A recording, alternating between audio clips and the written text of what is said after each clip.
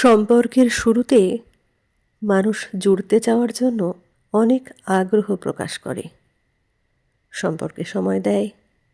শুরুর দিকে মানুষ যেমন থাকে, পরবর্তীতে সেই মানুষটাই ধীরে ধীরে বদলে যায়। ক্রমাগত দূরত্ব বাড়তে থাকে। সম্পর্কের শুরুতে যেই মানুষটাকে ছেলে মানুষ মনে হয়, পরবর্তীতে সেই ছেলে মানুষই আদিক্ষেতা মনে হয়, বিরক্তির কারণ হয়। শত ব্যস্ততার মাঝেও ঘন ঘন খোঁজ খবর নেওয়া মানুষটা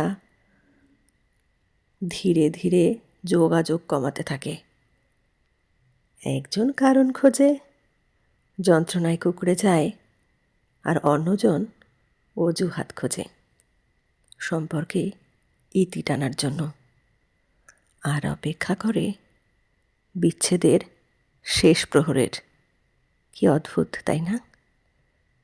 শত আকুতি মিনতি, প্রতিজ্ঞা, আগ্রহ একটা সময়ের পর বিপরীত পক্ষের মানুষের বিরক্তির, বিচ্ছেদের কারণ হয়। একজন সম্পর্কে মাকড়সার জালের মতো জড়াতেই থাকে, ডুবতেই থাকে গভীরে, আর অন্যজন অজুহাত খোঁজে। সত্যিই মানুষ বড় আজব। যাকে পাওয়ার জন্য পুরো পৃথিবীর উল্টো পথে হাঁটে, সেই মানুষটাকে পাওয়া হয়ে গেলে সহজলভ্য হয়ে যায়, বিরক্তির কারণ হয়। যেই অফুরন্ত সময় ব্যয় করে প্রিয় মানুষ বানাবার জন্য, হঠাৎ সেই সময়ের ঘরে ভাটা পড়ে। তখন ব্যস্ততা হাজারটা অজুহাত দেখিয়ে এড়িয়ে যেতে চায়। অনেক বেশি বা অতি বেশি যত্ন মানুষের বিরক্তির কারণ হয়। তাই যখন মানুষ বুঝতে পারে, তখন কিছু না বলে সরে আসা উচিত। অসম্মানের সাথে একসাথে থাকার চেয়ে সম্মানের সাথে একা থাকা ঢের ভালো।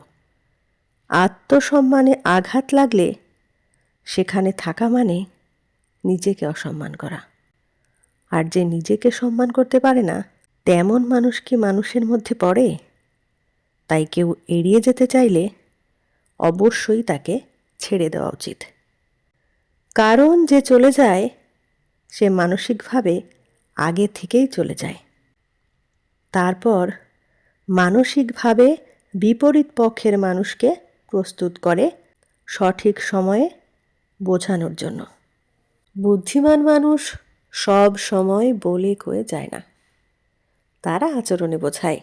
পৃথিবীতে এমন ব্যস্ত মানুষ কেউ নেই যে 2 মিনিট ফোন করতে পারে না, কিংবা একটা টেক্সট করতে পারে না। করছে না মানে বুঝতে হবে তার ইচ্ছে নেই যোগাযোগের।